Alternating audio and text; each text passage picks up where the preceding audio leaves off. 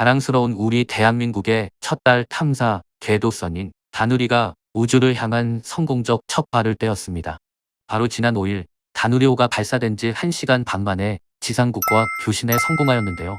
현재 다누리5는 매우 순조롭게 우주를 비행 중인 것으로 알려졌습니다. 다누리5는 천체 중력을 활용하는 탄도형 달 전이, 즉 BLT 방식을 사용하여 궤적에 따라 태양과 지구 등 천체의 중력을 이용해 항행하며 이동하게 되는데요. 이는 지구에서 약 38만 킬로미터 떨어진 달로 곧장 가지 않고 태양 쪽의 먼 우주로 최대 156만 킬로미터까지 갔다가 나비 모양 궤적을 그리면서 다시 지구 쪽으로 돌아와 달에 접근하는 방식입니다. BLT 방식은 직접 달로 비행하는 방식보다 이동 거리와 시간은 늘어나지만 연료 소모량은 약 25% 정도 줄일 수 있습니다.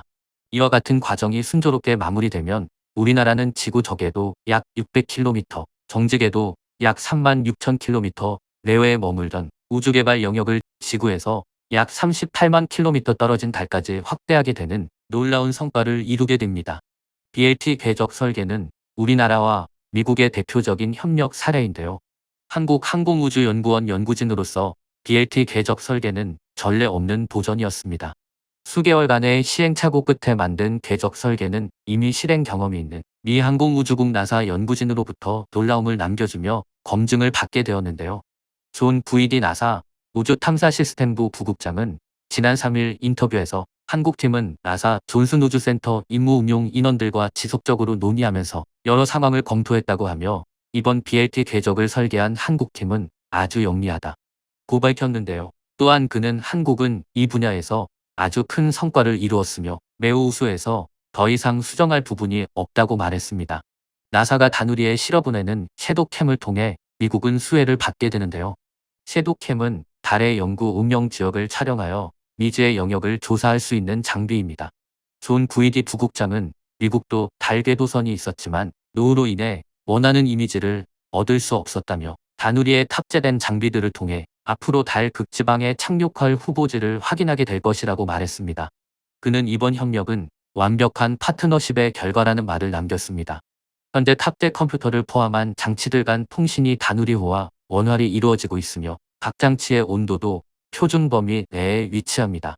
앞으로 1년 동안 다누리호는 우주 인터넷을 실험하고 달 착륙 후보지를 탐색하게 됩니다.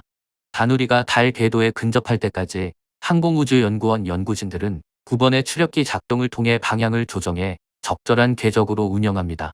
첫 궤도 수정 기동 또한 지난 7일 오전 10시에 성공적으로 이뤄진 것으로 전해졌으며 다누리는 내년 초부터 달 주변 궤도를 하루 12번 돌면서 주어진 과학기술 임무를 수행하고 안테나를 통해 관측 데이터를 지상국으로 보낼 예정입니다. 다누리의 보해상도 카메라로 얻은 달 표면 정보를 활용해 달 착륙선 후보지 또한 탐색할 계획이라고 합니다. 달은 티타늄 등 천연 광물이 풍부하며 중력이 지구의 6분의 1에 불과해 우주로 나아가는 발판으로 삼기에 적합한데요. 내년에는 다누리가 하루 12차례 달 주변을 돌며 관측과 과학기술 탐사를 하게 되는데 이는 달에 관한 중요한 기초 자료가 될 것으로 예상하고 있습니다.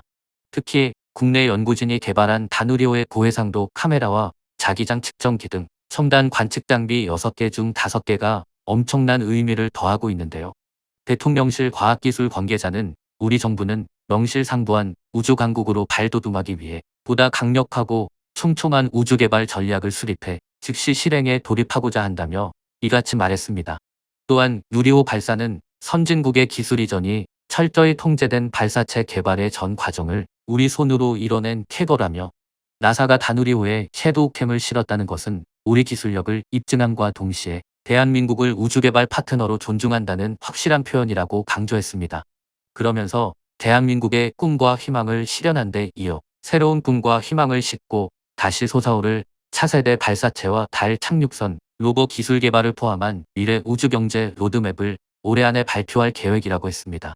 이 관계자는 여기서 말한 차세대 발사체란 적에도 위성뿐만 아니라 정직에도 대형 위성, 달 착륙선을 싣고 발사할 수 있는 로켓이라며 차세대 발사체의 경우 2031년 개발을 목표로 지난 5월부터 예비 타당성 조사를 시작, 부표해서 내년 예산에 반영할 것을 목표로 진행 중에 있다고 말했습니다.